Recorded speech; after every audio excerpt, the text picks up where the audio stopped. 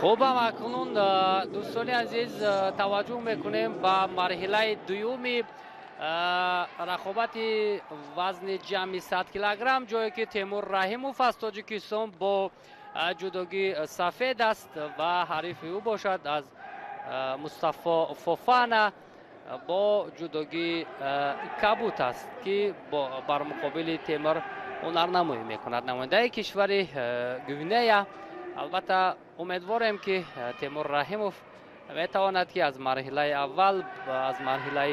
اول چون آزاد بود در دور دوم با آسانی حریف را تسلیم کند. حریف 22 ساله تیمور مصطفی فوفانا چندان نتایج خوب هم ندارد البته در مسابقه های با نفوذ، اما چون میدونیم تجربه تیمور رحیموف جودوکار رقم 1 جهان عین حال در میان سنگین وزن ها یک پایزنی خوبی داشت. اینجا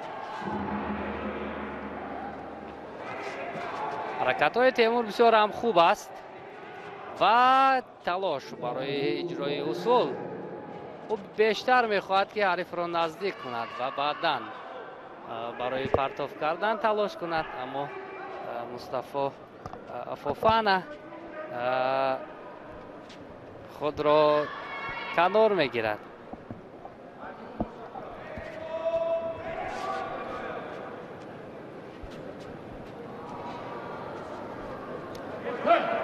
این گونه داشتن و حرکت نکردن، زیاد ایستادن البته به شید آورده میرساند، اما خوشبختانه کمفعالی فوفانا اینجا مشاهده شد و محض او شید میگیرد.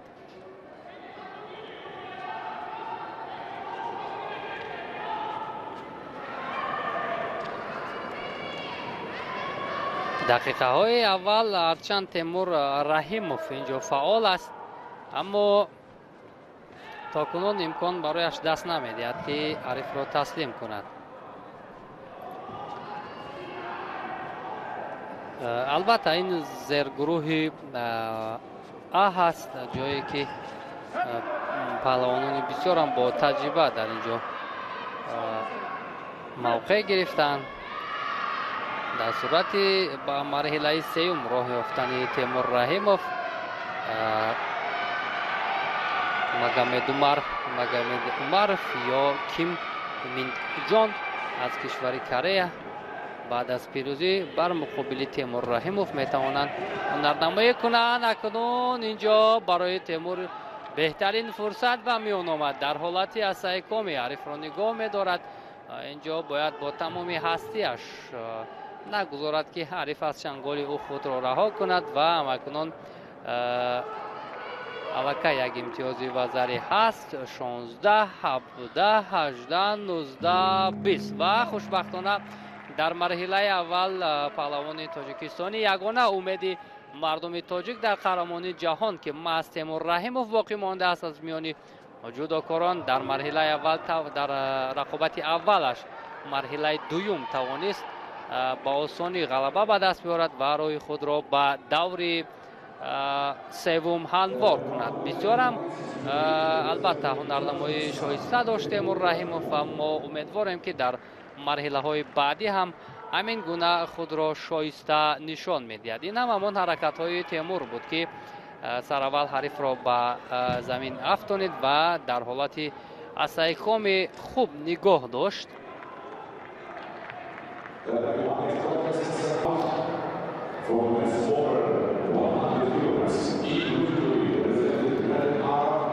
اکنون دوستان عزیز، مخلصان و هواداران گوشتنی جودو، یگانه امید تاجیکستان در قهرمانی جهان تیمور رحیموف پهلوان رقم 1 سیاره در میان سنگین وزن ها اکنون در مرحله دوم با جودوگی سفید روی گلیم آمد که با مگامد عمر از امارات متحده عرب نیروسنجی میکنند و اکنون توجه میکنیم که تیمور رحیموف چگونه میتواند که از این حریفش گذرد و ба марҳилаи баъдӣ рӯи худро ҳамвор кунад. ёдовар мешавем ки дар зергурӯҳе ки Темур Раҳимов қарор дорад, албатта бисёр ҳам рақибони пурқувват ҳастанд, аммо мо ба ҳунару малакаи Темур Раҳимов умед мебандем ва акнун рақобати марҳилаи сеюмро таваҷҷӯҳ мекунем ки чӣ гуна ҳунарашонро нишон медиҳанд. Магомед Умаров бо Темур Раҳимов албатта соли 2022 ҳунарнамоӣ карда буд. дар хотирам нест дар кадом мусобиқа буд, аммо ҳунарнамоӣ карда буд. Ин дар гранд-слами Анталия буд. дар марҳилаи сеюм ва инҷо огоҳии аввал маҳз ба Темур Раҳимов дода шуд. барои Темур албатта он қадар хуб нест. рақобати Магомед Умаров бо Темур Раҳимов албатта ҳама вақт пуршиддат ҷараён мегиранд. чун гуфтем, дар гранд-слами Анталия соли 2022 бо ҳам вохӯрда буданд ки онҷо дар дақиқаҳои тиллоӣ ё голден скор Темур Раҳимов бо як партофти хеле зебо тавониста буд ки Магомед Умаровро таслим кунад бо имтиёзи ипон. ва ин навбат ҳам малакаи Магомед Умаров бисёр ҳам талошҳои дигар дорад. ҳамон соли 2022 ҳам то дақиқаҳои тиллоӣ рафта буданд. рақобати ҳарду кашмукашиҳо зиёд буд. инҷо барои лад додани даст Темур Раҳимов талоши хуб ҳам кард, аммо муваффақ шуда натавонист. хуб ба ҳар ҳол рақобат барои ҳарду то кунун натиҷаовар нест, аммо талошҳои Темурро ин навбат мо мушоҳида мекунем.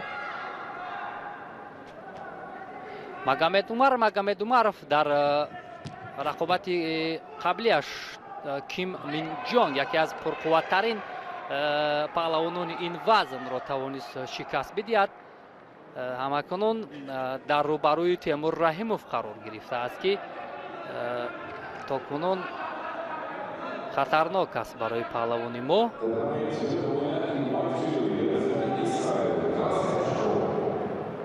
барои ҳамин равиши охир инҷо доварбону қазоват мекунад. бисёр ҳам вазъияти муносиб барои Темур Раҳимов. Магомед Умаров барои сараш дифоъ кардан ба замин аз майдон хориҷ карда мешавад. Темур Раҳимов бошад ба марҳилаи чаҳори якниҳоӣ дар қаҳрамони ҷаҳон рӯи худро ҳамвор кард. муборак бошад барои тамоми дӯстдорону ҳаводорони ҷудои меҳан. ҳамакунун мо мунтазир ё умедвор ҳастем ки Темур Раҳимов шояд акнун метавонад ки барои миллат аз қаҳрамони ҷаҳон нишон биёрад, чаро ки то марҳилаи чаҳори якниҳоӣ роҳ ёфтан аллакай як шонси хуб. паҳлавони тоҷикистонро интизорем, Темур Раҳимовро. бале, Темур ба майдон мебарояд, умедвориҳои мо бештар мегарданд ва шарҳи мо ҳам боз муфассалтар, ҷолибтару пуршиддаттар хоҳад шуд. ва аввалин вохӯрии 4-1 ниҳоӣ вазни ҷамъи 100 кило Темур.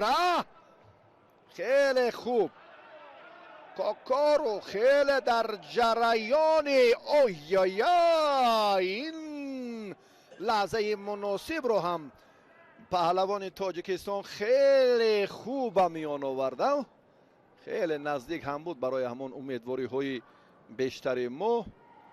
ва акнун ҷиддитар дар инҷо бояд Темур эҳсоси ватандориро дарк кунад ва боз ҳам рақобатро пуршиддаттар намояд. Кагеура Темур хеле бо як ирода, бибинед ки аз пушти гиребони рақиб мушаххасан дошт, имконият дорад барои боз ҳам фиребои канори рост ва самти чапро ихтиёр кунад. аммо андаке ба ин нуқта ва ба ин самте ки мо мебинем, довар ҳам کاملا نگاهی عادلانه کرده که او را مجازات نمود. رقابت ادامه می‌یابد. خیلی فرصتی حساس. پهلوان 27 ساله ژاپنی یک حرکتی سر کتف رو خواست اینجا شروع کند، کامیاب نشد و در ردبندی بهترین ها از ورزشگری ما پایانتر می ایستد.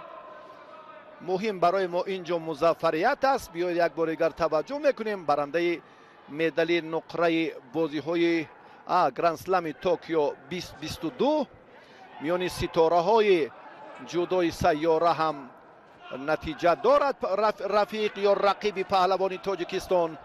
این برای ما البته مهم نیست. برای ما چون گفتیم که همه با یک مهر و صداقت و صمیمیتی وطنداری توجه میکنیم به پهلوانی نامور که صدرنشین فهرست بهترین های دنیاست، تیمور رحیموف، و خیلی جسارت میکند در قسمی یا در این اولین نیروسنجی مرحله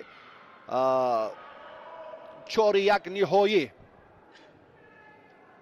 با قهرمان جهان و 2 مدال برنجی مسابقات ستاره جودوی سیاره را دارد. به هر دو داور اکنون شیدا داد. در گرند اسلم هم رقیب پهلوان ما 2 مدال طلا، 3 نقره، 5 برنجی دارد. 2 کرات قهرمان آسیا. بهتر تیمور میداند که در روند تلاش از ژاپنی ها به سبک و اسلوب خاص خود توجه علاهیده میدهند و این لحظه ها بسیار گشتین سزاواری پهلوانی تاجیک را ما دیده ایستاده ایم.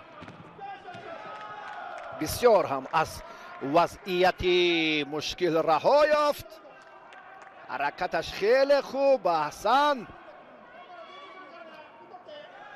با تیمور رحیموف هم اکنون داور شیدا داد برای اندک سوز گشتین گرفتنش. رفتی سبقت اکنون باز هم برابری را نشان میدهد. از اورنج گرفت، از پشت رقیب هم از کمربند برای تیمور بسیار فرصت مناسب است. برخیز آی کگه اورا. اگر این حالت قامتش رو راست میکرد با همان اشاره که واقعا در روند تلاش، در روند مبارزه خیلی هم دوست داشته ترین اصول تیمور آن همین بوده. ما این لحظه ها را خیلی هم خوب دیده بودیم. 5865 امتیاز دارد و در ردبندی بهترین های دنیا در صدر جدول از پهلوانی سفید پوشی بننگ تاجیکستان.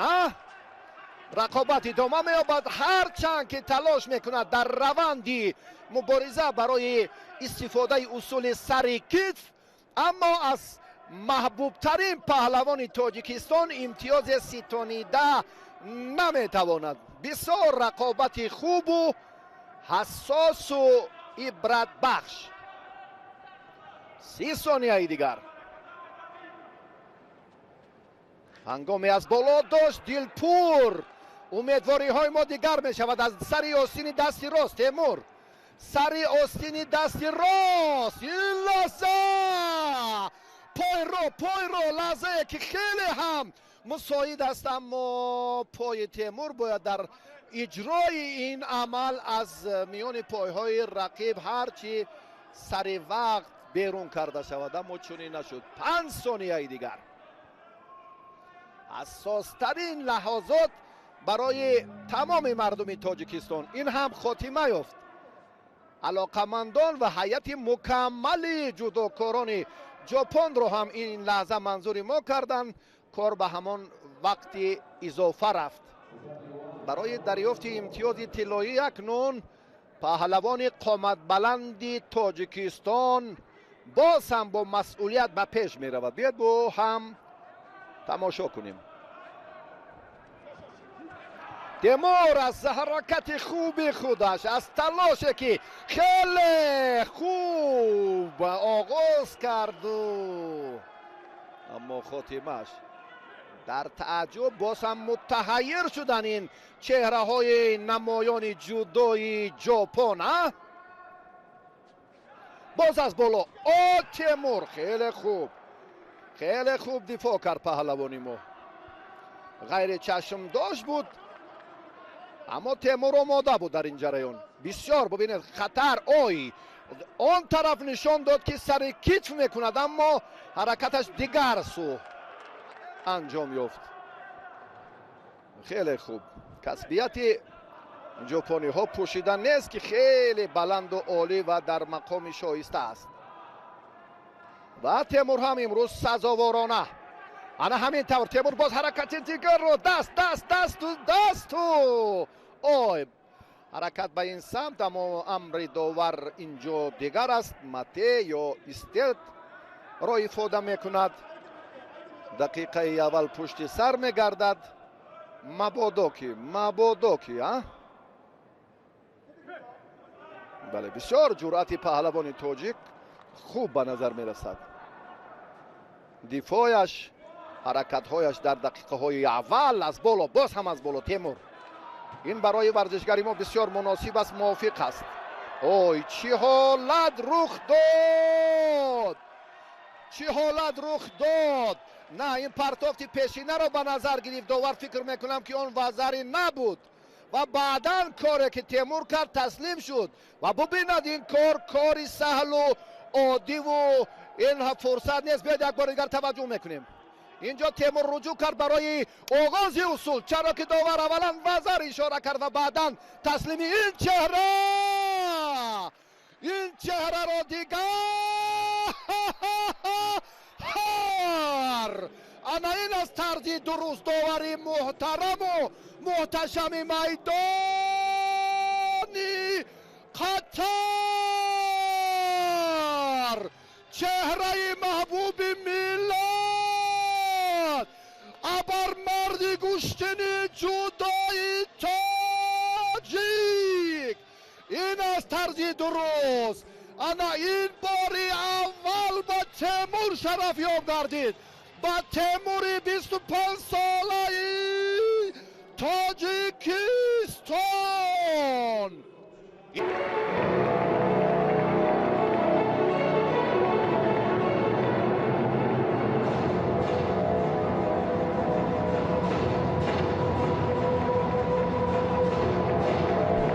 دوستان عزیز توجه میکنیم اکنون بر رقابت اولین نیمه نهایی وزن جمعی 100 کیلو. در آنجایی که پهلوان تاجیکستان این مرحله را چگونه سپری کرد، در دور اول آزاد بود، دوم فوفان را مغلوب کرد و بعدا پهلوان امارات متحده عرب را و نهایتا کک او را دچار ناکامی کرد و با این مرحله نیمه نهایی راه خود را هموار نمود. تدی رینر این چهره شناخته سرجایزه ترین پهلوان جودوی جهان محسوب می آمد.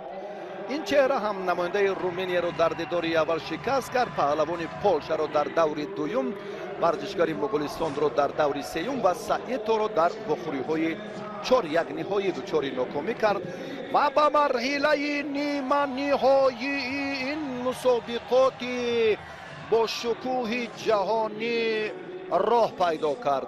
خیلی صحیفه تاریخ و نیروسنجی عبرت بخش 2 ستاره گویم هم اشتباه نیست. تیمور ما هم در صدر بهترین های دنیا قرار دارد، در مقام اول در رده‌بندی دنیا. اولین دیدار تاریخی تیمور رحیم با ستاره جودوی دنیا تدی رینر.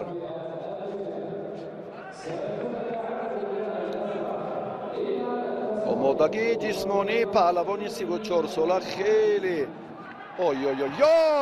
یک لحظه که دیدید که آمادگی جسمانی در روند تلاش این چهره هم به همون حلوک بیرونه اعتبار علاهیده دارد و در این تلاشش الکی در دقیقه اول موفق شد و تیمور برای مدال برنجی البته مبارزه خواهد بود.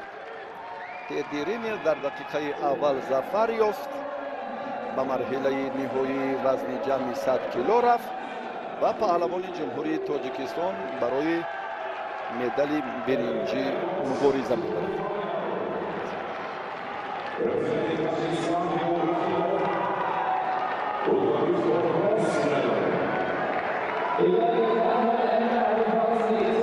پهلوان تاجیکستان باید به همین حرکت هایی که چون اینجا هم سرمربی اعتبار و اعتمادش به همین خاطر بود که روند مبارزه تدی رینر را هم نظارت کند. تیمور دستش آزاد بود. پرداختی تدی رینر در این جریان اکنون امتیاز 30 ارزنده را به دست آورد. این لحظه که دیدیم و اکنون با رافائل سیلوای برزیلی ببینید که از میان حتی این هلو که بیرونه رو چگونه استفاده میکند، خیلی هم در سطح بلند.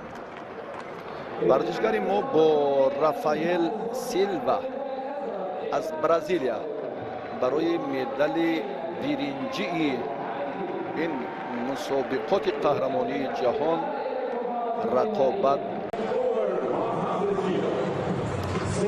و اینک رقابتی در انتظار جایی که یکی از درخشانترین چهره های جودوی تاجیک تیمور رحیموف در برابر رافائل سیلوا یا رافائل سیلوا به تعبیر خودشان قرار میگیرد. تیمور رحیموف ورزشکار شماره 1 جهان است فعلا. این رقابت را وطندار جودو اکیکو امانو داور درجه المپی از ژاپن داوری خواهد کرد. رافائل سیلوا با جودوگی سفید و این هم تیمور رحیموف دوستان عزیز، ورزشکار 25 ساله تاجیک شماره 1 دنیا.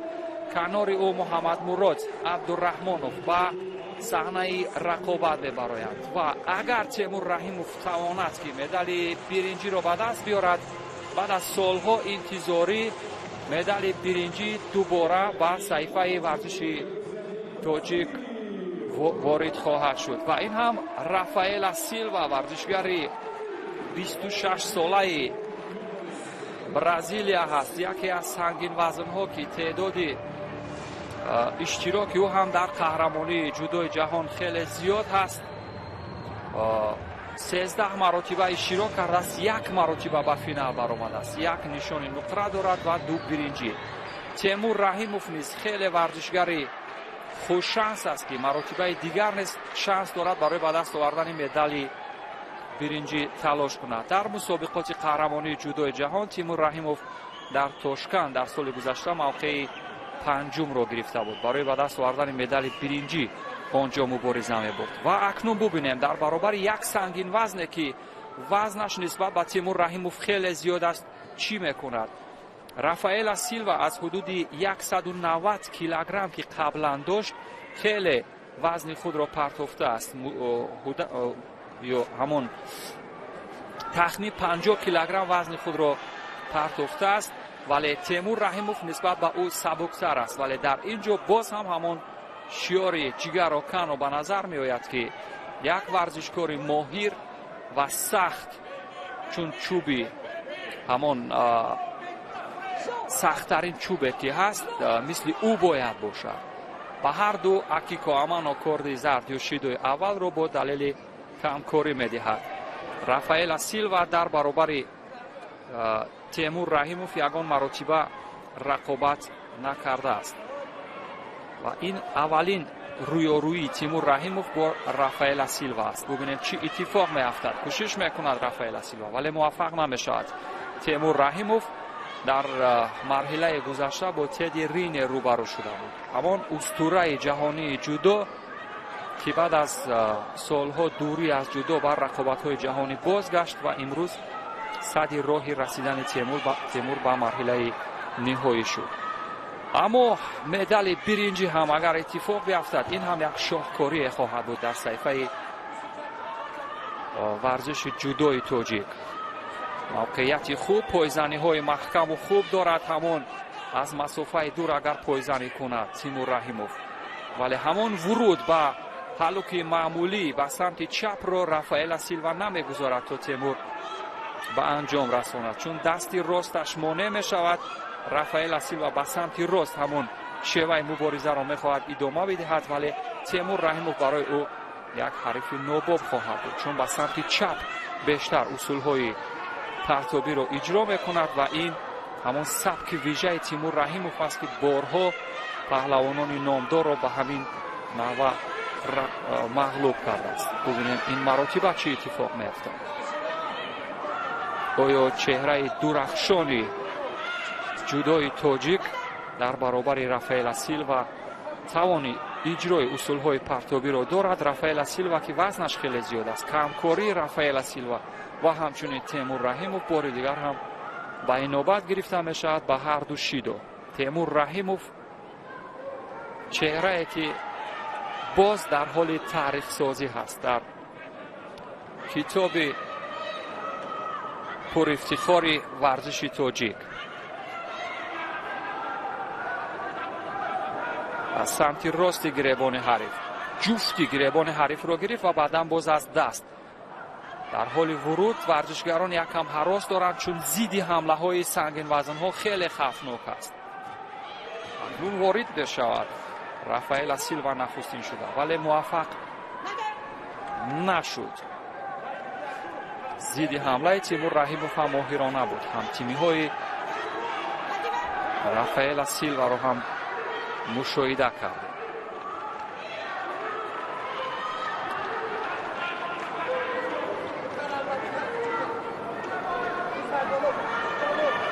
به نظر می رسد که محمد مراد در حال توصیه می دهد که از قسمت پس گریبان بتپد و حمله کند و اجرای اصولی کمری از سوی تیمور رحیموف بود، ولی در اینجا هم اتفاقی نیفتاد.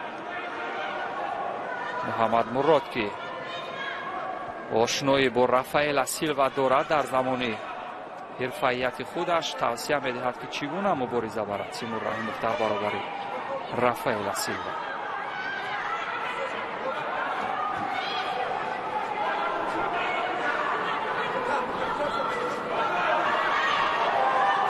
فرصت برای حمله کردن و وارد شدن. زیدی حمله یک پایزنی از اینکه خیلی ورزشگر محکم است از در میان سنگین وزن ها بعد از تدی رینیر، یکی از ورزشگرانی که و ابوبکر یعقوبی را میبینیم که چگونه توصیه میدهد از سالن مسابقات گلدن سکو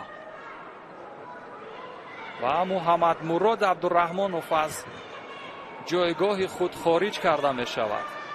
اگرچه محمد مراد اشاره میکرد که صدا از تالار بود، ولی حقیق و امان و محمد مراد رو در اینجا از جایگاهش بیرون کرد و اکنون از سلام فقط به تیمور رحیموف توصیه میدهند مخلصان هم تیمی هایش که در مدت 6 روزی رقابت ها کسی از آنها تا این مرحله نرسیده بود و یگانه امید مدال برای تیم ملی جودوی تاجیکستان از مسابقات قهرمانی جودوی جهان تیمور رحیموف است که در اینجا با این روش شکست میخورد. یک زیدی حمله بسیار ناباب میکند و رافائل سیلوا برنده مدال برنجی می شود. همانطور که اشاره کردم دوستان عزیز، در برابر سنگین وزن ها حمله کردن اگر به نتیجه باشد زیدی حمله بسیار سخت خواهد بود و همین اتفاق افتاد. در حالی که تیمور رحیموف میل حمله کردن داشت بر رافائل سیلوا، ببینید چگونه ادای احترام گذارد رافائل سیلوا. رافائل سیلوا 3 نشان برنجی مسابقات قهرمانی جودوی جهان را اکنون در کارنامه دارد. البته از این 2 مدال برنجی داشت. در سال گذشته در تاشکند موفق نشده بود، از حد راه برکنار شد و در تاشکند بود که خواستیم از اون مصاحبه بگیریم، اما این این دختری که در دستش تلفن بود اون ترجمان آنها بود و گفت که رافائل سیلوا قبل از رقابت ها نمیخواهد مصاحبه بدهد. به همین ترتیب دوستان عزیز یگانه امید مدال از مسابقات قهرمانی جودوی جهان برای تیم ملی جودوی تاجیکستان در این رقابت ناکام شد. ببینید ورود و هلوک معمولی خود شد ولی دستش رو رها کرد. در انا همین جو بود، دست چپش رو رها کرد و این زیدی حمله اتفاق افتاد. همانطور که گفتم در حالی که حمله می شود باید با زیدی حمله حریف هم یگان تاکتیکای رو با کار بود. اما در حالی که تیمور رحیموف حمله کرد ببینید که دستش رو رها کرد و زیدی حمله اینجا اتفاق افتاد. ولی دو مرتبه پیاپی تیمور رحیموف در رقابت ها برای به دست آوردن مدال برنجی ناکام ماند و موقع پنجم رو اشغال میکند که این موقع پنجم هم تا این مدت در صحیفه ورزش تاجیک نبود. ولی به هر حال تا اینجا رسیدن تیمور رحیموف هم کارنامه خوبه بود.